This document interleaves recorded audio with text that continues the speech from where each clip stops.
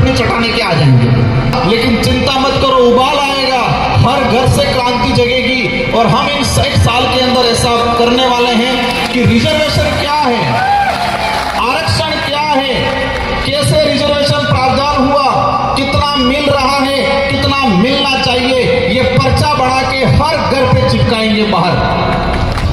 आज विधानसभा के तहत लग रहे कॉलेजों में, आज मेडिकल में प्लेसमेंट एजेंसी के तहत कंपाउंडर डॉक्टर लगने शुरू हो गए। डॉक्टर कंपाउंडर तो ठीक है, दिल्ली के अंदर आईएएस भी बिना एग्जाम के बन रहे हैं। आज रिजर्वेशन पॉलिसी खत्म कर रहे हैं। अगर आरक्षण देना चाहते तो लड़ाने का काम क्यों कर रहे हो? बंटवारा होना चाहिए क्षेत्रीय आधार पे, क्योंकि ये कैसे चाह रहे हैं, मीणा अलग हो जाए, भील अलग हो जाए, डामर अलग हो जाए, शहरी अलग हो जाए, गरासी अलग हो जाए। अब ये बता दिया जाए मुझे, प्रतापगढ़ का हमारा भाई जो आहारी है, डूंगरपुर में भी आहारी है, डूंगरपुर का आहारी भील लगाता है, यहाँ का आहारी मीणा लगाता है, कि यहाँ का आहारी जो मीणा लगाता है वो कोरोली सवाईमाधोपुर के भाइयों से कंपटीशन कर पाएगा? अज्ञानता वंश या षड्यंत्र के तहत या किसी भी तरीके से जो हमारे यहाँ भील समुदाय था इसका मीणा लिखा गया, उसका पहला संशोधन किया जाए। बांसवाड़ा में कार्यक्रम हुआ पहला, और सेकंड कार्यक्रम अपना प्रतापगढ़ जिला मुख्यालय पे, मैं मंच पे हमारे जो महापुरुष जिनकी प्रतिमाएं तस्वीरें जो लगी हुई है इनको नमन करना चाहूंगा। इनको नमन करते हुए मैं मेरी बात को शुरू करना चाहूंगा। आज जिस बात को लेके हम यहाँ पर एकत्रित हुए हैं, जिस समस्या को लेके हम यहाँ पर एकत्रित हुए हैं, अनुसूचित क्षेत्र आरक्षण मोर्चा, तो ये मंच पे जो हमारी जो प्रतिमाएं लगा रखी है, हमारे बिरसा मुंडा से लगा के ज्योतिबा फुले, जयपाल सिंह मुंडा, भीमराव अंबेडकर जी, जिस आरक्षण की अपन बात कर रहे हैं, जिस आरक्षण की अपन लड़ाई लड़ रहे हैं, इन महापुरुषों की देन है जो संविधान के अंदर सम्मिलित हुआ 5वीं अनुसूची। और बड़े दुख के साथ कहना पड़ रहा है, सरकारें कोई भी रही हो, लेकिन आज तक अनुसूचित क्षेत्र का रिजर्वेशन पॉलिसी संविधान के अंदर क्या है, सरकार ने कब कब कैसे नियम बनाए, संविधान में क्या है प्रावधान और दिया कितना, इस पे आज तक बात नहीं हो पाई। बात इसलिए नहीं हो पाई है क्योंकि हमारा क्षेत्र भोला भाला रहा, हमारे यहाँ की जनता हर किसी की बात पे विश्वास करने वाली रही, शिक्षा की कमी रही, हमें संविधान का ज्ञान किसी ने नहीं दिया, जो 1950 में बना उसकी बात किसी ने नहीं की। लेकिन 5000 साल पहले, 10,000 साल पहले काल्पनिक क्या घटनाएं हुई उसकी एक एक कड़ी हमारे समुदाय के लोगों को, बड़े बुजुर्गों को, हमारे रिटायर्ड कर्मचारियों को बताया गया। आप सबने अनुभव किया होगा कि हमारे पूर्वज या हमारे बाप दादा भी जो बड़े बुजुर्ग 60-70 साल की उम्र वाले हैं, स्कूल में नहीं गए होंगे, लेकिन ऐसी चीजें जानते हैं जो किसी कथावाचक के माध्यम से किसी बैठक में सुना, जो 800 साल पुराना काल्पनिक घटना का एक एक कड़ी जानकारी में है, लेकिन संविधान के अंदर हमारा अधिकार किस अनुच्छेद में है उसकी बात किसी ने नहीं की, नहीं हमको बताया गया। ये विचारधारा आई, शुरुआत हुआ 5वीं अनुसूची के संवैधानिक अधिकार, लोगों ने भड़काया, ये 5वीं पास की बात कर रहे हैं।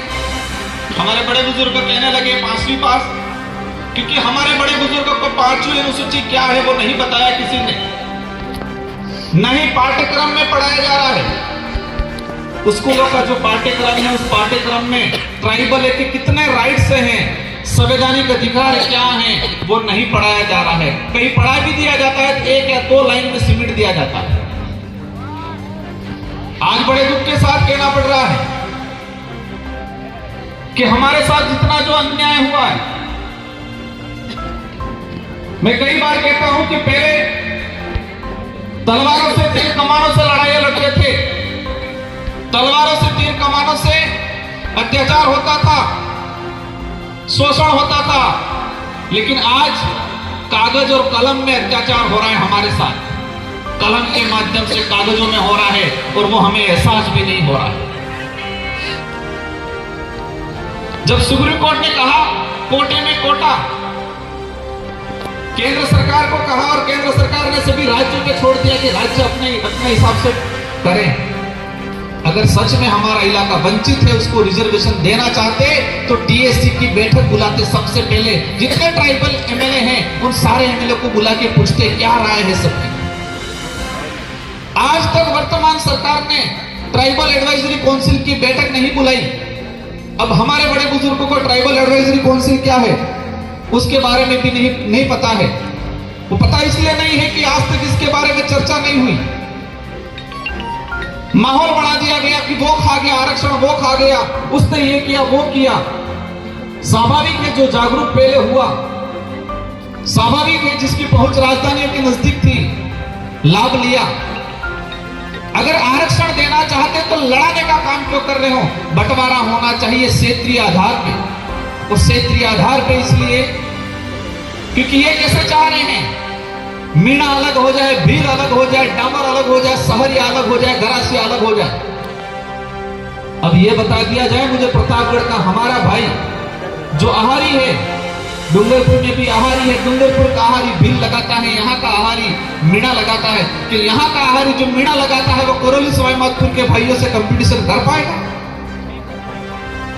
अगर सच में रिजर्वेशन वर्तमान सरकार देना चाहती होती, सुप्रीम कोर्ट की भी भावना होती, तो क्षेत्रीय आधार पे बंटवारा हो जाए। इस क्षेत्र में हमारी सबसे पहली मांग ये है, अज्ञानता वंश या षड्यंत्र के तहत या किसी भी तरीके से जो हमारे यहाँ भील समुदाय का इसका मीणा लिखा गया उसका पहला संशोधन किया जाए। अगर इस इलाके के अंदर मीणा समूह होता है तो इतिहास में यह पढ़ाया जाता कि महाराणा प्रताप के साथ मीणाओं की सेना लड़ी, भीलों की सेना लड़ी, ये नहीं पढ़ाया जाता। यहां भीलकोर बटालियन नहीं खुलती, यहां मीणाकोर बटालियन खुलती। हम इतिहास की परिपाटी में जाए और कागजों में भी जाते तो 1960 से पहले अगर देखा जाएगा सबका भील मिलेगा। तो मैं वही बात कहता था, पहले हथियारों से अत्याचार शोषण होता था, भेदभाव होता था, हमारे साथ अन्याय होता था। अब कागजों में हो रहा है। पहले हथियारों से होता था तो हमें नजर आता था, हमें एहसास होता था, अब कागजों में हो रहा है। और कागजों में ऐसा हो रहा है हमको पता भी नहीं चल रहा है। 50 साल गुजरने आगे लेकिन अभी तक पता नहीं चलेगा। आज भी गुमराह करते हैं। हमारी लड़ाई किसी भी पार्टी या किसी से नेता से नहीं है, हमारी लड़ाई सच्चाई को लेके है, हमारी लड़ाई हमारे अधिकारों को लेके है। प्राइवेटीकरण, कुछ लोग कह रहे गुजरात मॉडल, हम आरक्षण की लड़ाई लड़ रहे हैं, दूसरी तरफ बैकडोर एंट्री। इस इलाके में पंचायत साइन लगाए 2017 में। सब्सक्राइब करें Sandeep Bunty media YouTube channel. लगभग 10 से 15,000 पंचायत साइन लगे। जानकारी पसंद आई हो 4-5 साल बाद पंचायत साइन को सरकारी कर दिया गया। रिजर्वेशन पॉलिसी खत्म। आज विधानसभा के तहत लग रहे कॉलेजों में, आज मेडिकल में प्लेसमेंट एजेंसी के तहत कंपाउंडर डॉक्टर लगने शुरू हो गए। डॉक्टर कंपाउंडर तो ठीक है, दिल्ली के अंदर आईएएस भी बिना एग्जाम के बन रहे हैं। रिजर्वेशन पॉलिसी खत्म करने, ये सारा चीज इसलिए हो रहा है कि कुछ लोग अमीर है वो अमीर बने, गरीब हो वो गरीब बने, ऐसी सोच वाले सत्ता में बैठते हैं, इसलिए ये ऐसी पॉलिसियां बन रही। बाध्यता काले को लड़ाई चली हमारी, 33% बाध्यता रख ली और उसी वजह से इस इलाके से हमारे बच्चे की क्वालिफाई नहीं हो पाए। कुछ कमियां हैं हम मानते हैं, उसमें हम लोग भी सुधारा करेंगे, लेकिन कम से कम अवसर तो मिलना चाहिए और अवसर देने की जिम्मेदारी सरकार की है। और हमारे वर्तमान में देखा गया है, मैं इस मंच से नहीं कहना चाह रहा था लेकिन बात निकल गई, इसलिए कुछ नेता सिर्फ कटाक्ष करने पे, जब भी अधिकार की बात करेंगे, शिक्षा की बात करेंगे, स्वास्थ्य की बात करेंगे, रिजर्वेशन की बात करेंगे, वो धर्म की चटनी चटाने के आ जाएंगे हर मुद्दे पे। जब भी इस इलाके का कोई भी नेता आम जनता अधिकार की, स्वास्थ्य सुविधाओं की बात करेगा, रिजर्वेशन की बात करेगा, न्याय की बात करेगा, धर्म की चटनी चटाना आ जाती है। इनका एजेंडा है कि हम कमजोर रहे, परजीवी बने रहे। ये नहीं गरीब आत्मनिर्भर बने, क्योंकि गरीब आत्मनिर्भर बन गया तो उनकी राजनीतिक रोटियां सेकना बंद हो जाएगा, क्योंकि फिर आत्मनिर्भर बन गया तो वो सही गलत का फैसला करना लगेगा, सवाल जवाब करेगा। इसलिए सारे साथियों की जिम्मेदारी है कि ये लड़ाई मेरे अकेले की इस मंच पे विराजमान है, ये जो जनप्रतिनिधि हैं, जो विधायक जी, इनके अकेले के नहीं है, हम सब की लड़ाई है और उस लड़ाई को संवैधानिक तरीके से लड़ना है। कुछ लोग सोचते होंगे कि संगठन चल रहा है, रैलियां निकाल रहे हैं, क्या होगा, लेकिन चिंता मत करो, उबाल आएगा, हर घर से क्रांति जगेगी और हम इन 1 साल के अंदर ऐसा करने वाले हैं कि रिजर्वेशन क्या है, आरक्षण क्या है, कैसे रिजर्वेशन प्रावधान हुआ, कितना मिल रहा है, कितना मिलना चाहिए, ये पर्चा बढ़ा के हर घर पे चिपकाएंगे बाहर, हर घर के बाहर। हर घर में पैदा हुआ बच्चा जिस दिन समझदार हुआ, जिस दिन बोलना सीखे, जिस दिन समझदार और बोलना सीखा, उस दिन से ही अपने अधिकार को जानने लग जाए। ऐसी क्रांति लाने का अपन सब मिलकर काम करेंगे, क्योंकि उन्होंने अंधकार में रखने का काम किया, हमारे अधिकारों पे पर्दे डालने का काम किया। इसलिए हम मुहिम छेड़ेंगे अपन सब मिलकर, आप सबके साथ सहयोग से, जो घर में बैठे हैं, क्योंकि आज माहौल बना हुआ है, किसी सरकारी कर्मचारी के परिवार से कोई यहाँ पर आ जाए तो उसका ट्रांसफर हो जाता है, कहते हैं। पर एक बात समझना, जितने नेता, कर्मचारी, अधिकारी को जो न्याय की बात करता है, जो समाज की बात करता है, जो अधिकार की बात करता है, उस कर्मचारी को ट्रांसफर परेशान करने का काम करते हैं। लेकिन जो नेता, जो अधिकारी, कर्मचारी को जो न्याय की बात करता है, उसको परेशान करते हैं। उन नेताओं के बच्चे, मैं कहना चाहूंगा, कम से कम तुम्हारे बच्चे उस काबिल बनाओ जिस अधिकारी को, कर्मचारी को परेशान कर। तुम्हारा बच्चा तो बनाओ एखादा कर्मचारी, अधिकारी। जितने नेता परेशान कर रहे हैं, इन सारे नेताओं का देख लो कि उनके बच्चे क्या कर रहे हैं। जिस गरीब घर का व्यक्ति मेहनत करके नौकरी लगा है, उसको तुम परेशान कर रहे हो। कम से कम तुम्हारे बच्चे को तो बना के दिखाओ एक बार, कम से कम उस काबिल। आदिवासी नेताओं के भाषण एवं विचार सुनने देखने के लिए सब्सक्राइब करें Sandeep Banki media YouTube channel. Sandeep Banki media YouTube channel पर आप सभी का स्वागत है। यह चैनल आदिवासियों के व नेताओं के वीडियोज वगैरह दिखाते हैं, विचार जो कि आदिवासियों को सच्चाई तैसी एवं जो उनके विरोधी भी है।